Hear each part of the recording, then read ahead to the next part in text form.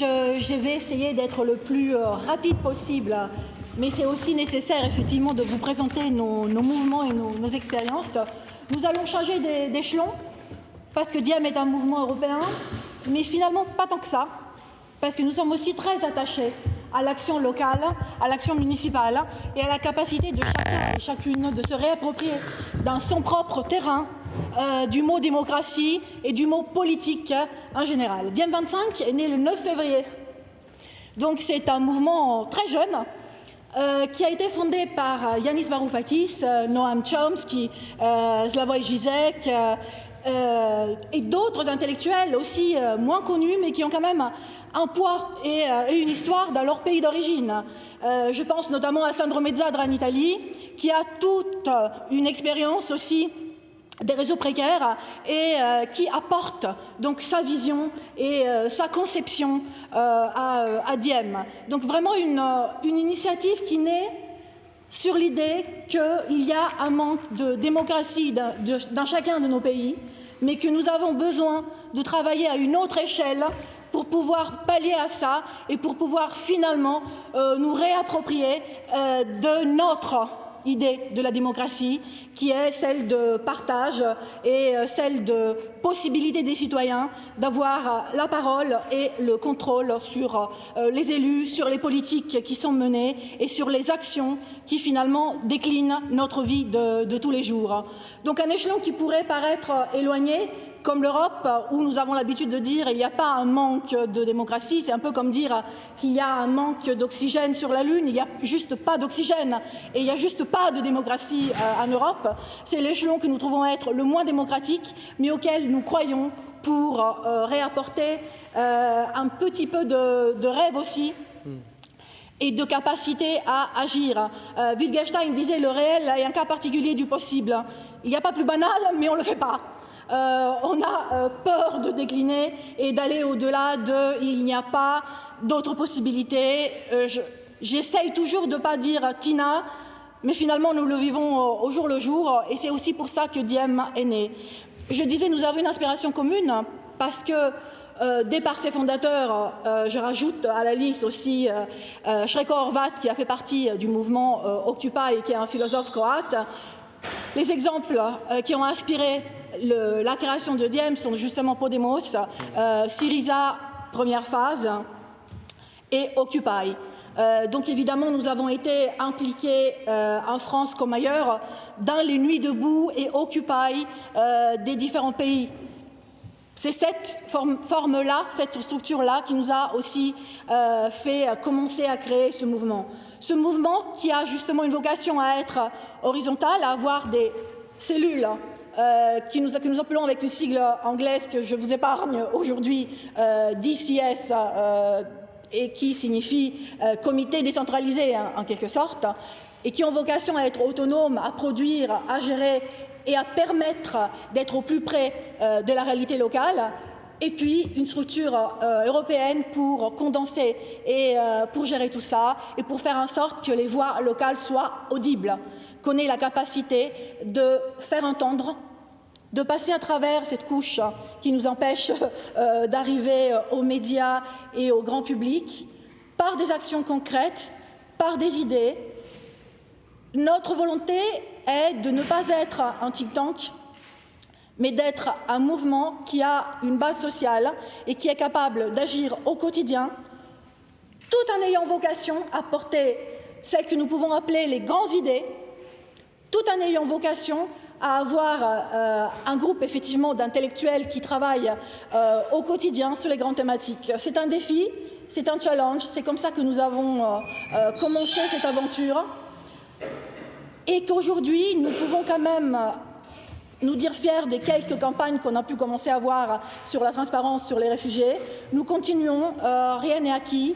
Et je laisse la parole à Alexis, qui va nous faire une espèce de transition sur la partie aussi plus française et sur Demos. Oui, tout simplement, là, comme cette séquence porte sur ce qu'est la démocratie aussi, la démocratie réelle ou formelle. Christina expliquait ce manque de démocratie qu'on a à toutes les échelles, qui est bien ressenti par beaucoup de gens qui se découragent, j'allais dire, de l'engagement à toutes ces échelles-là, locales, nationales et continentales. J'entendais tout à l'heure, parmi les premiers témoignages dans la salle, des gens qui disaient « mais dans la démocratie, il y a Kratay, il y a le pouvoir ». Mais on peut aussi commencer par le début, il y a Démos.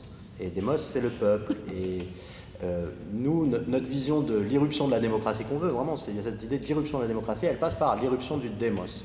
Alors, le démos, c'est le peuple, mais le peuple, on peut lui faire dire un peu ce qu'on veut. Vous avez une vision nationaliste du peuple, qui dira le peuple, c'est ce qui se retrouve à l'intérieur de ces frontières-là. Puis vous avez une vision qui, à mon avis, est plus proche et des Lumières et de la tradition progressiste, qui dit que ce qui constitue un peuple, un démos, c'est des valeurs, les valeurs dont on parlait tout à l'heure, mais aussi des engagements, des luttes qui sont partagées. Et bien souvent, les gens nous disent, vous témoignez d'un manque de démocratie à l'échelle européenne, mais c'est normal, il n'y a pas de peuple européen. C'est parce qu'on est toujours sur cette vision du peuple comme contenu d'une frontière, j'allais dire. Et nous, justement, on pense que c'est par l'engagement, par ce destin qu'on partage, cette communauté de destin qu'on a en Europe, puisqu'on souffre tous du même manque de démocratie, on souffre tous des mêmes politiques d'austérité, on a les mêmes indignations vis-à-vis de ce qui se passe sur le dossier des réfugiés, par exemple. Et on pense qu'il y a là les germes d'un démos qui est à la fois la source et le résultat du processus démocratique. Et je pense que c'est important de rappeler ça, que tout est là pour le jaillissement et le surgissement de ce démos européen et aboutir réellement à une démocratie européenne. Donc vraiment, on n'a pas de priorisation sur les échelles d'action, encore une fois, au niveau local, national comme continental. Il y a à ces trois échelles-là des communautés de destin et une citoyenneté à refonder. Il y avait cette demande-là, une démocratie à refonder. Et c'est dans cette optique-là qu'on se place, dans le surgissement du démos. Merci. Donc, on va prendre une question publique, très bien. On aura l'occasion de détailler plus ce que Diem 25 fait concrètement en troisième séquence, d'accord? Mais là, il me semblait intéressant de commencer cet après-midi par vos questions, bien sûr. Déjà, je pense qu'il y a des éléments de réponse qui ont été amenés. Puis par quelque chose de très local, avec un exercice du pouvoir. Là, on a parlé aussi de Kratos, là, Cratère. Ouais. Ce qui nous perd des fois un peu. Et puis là, on le voit qu'effectivement, il y a des gens, des intellectuels, des hommes politiques assez connus qui peuvent essayer d'attirer de la lumière aussi sur ce débat-là à un échelon un peu différent. Et donc, après, j'avais envie effectivement de passer à toi, Jean-Pierre. Mais si vous avez déjà une question, on peut vous donner la parole. J'ai pas. Non, c'est juste parce que j'ai très bien compris ce que fait Jérôme, ce qu'il a monté, etc. Je n'ai rien compris, parce que je ne connais pas les présentateurs, les intervenants, je n'ai rien compris du sujet de Christina et de... Réessayons. Je vais réessayer plus dans le détail. Donc, Diem 25 est un mouvement qui est né le 9 février pour démocratiser l'Europe. Ça, c'est le but principal. Après, comment on démocratise l'Europe? Avec une réflexion sur les thématiques qui la concernent. Un élément concret, mais effectivement, nous comptions le dire après, parce qu'on nous a demandé de le dire après. Donc, je vais dévoiler un peu la suite. Voilà. C'est travailler sur des campagnes précises. On a dit qu'il n'y a pas de transparence en Europe. Aujourd'hui, la Commission européenne et les échelons, d'ailleurs, non démocratiquement élus, au niveau européen, travaillent sans aucune nécessité de report, de mandat. Ils n'ont pas un mandat clair avec les citoyens. Donc, nous demandons non seulement la retransmission de toutes les réunions, mais une clarification de toutes les réunions avec les lobbyistes et une capacité à intervenir sur les minutes qui aujourd'hui ne sont pas complètes. Il y a juste des résumés des réunions. Et c'est déjà une avancée, parce qu'avant, il n'y avait pas.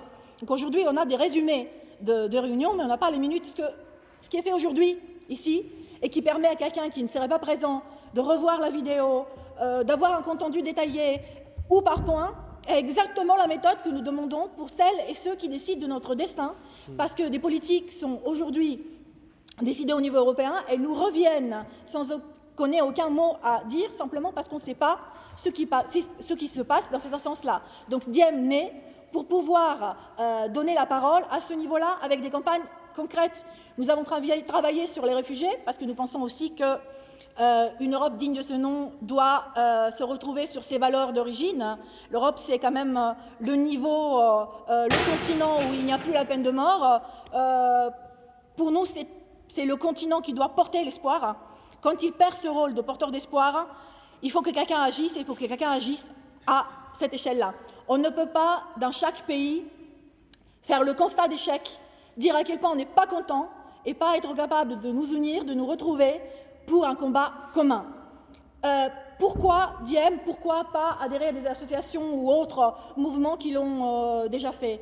Parce que nous voulions d'emblée créer ce pari de l'union. Diem est né en même temps dans les 28 pays, avec cette force de frappe que les autres organisations ne pouvaient pas avoir et que nous voulions mettre dans le camp d'action. Aujourd'hui, quand nous travaillons sur des campagnes globales. Et c'est notre force et notre volonté d'agir à ce niveau-là. Donc, si vous voulez, effectivement, on va en reparler en troisième séquence, mais ils ont aussi des campagnes, des objectifs très précis, des méthodes qu'on pourra revoir plus en détail tout à l'heure. Mais il nous semblait intéressant de commencer par d'abord montrer le local, de savoir qu'il se passe un peu la même chose au niveau européen. On y reviendra. Et du coup, Jean-Pierre, je veux bien que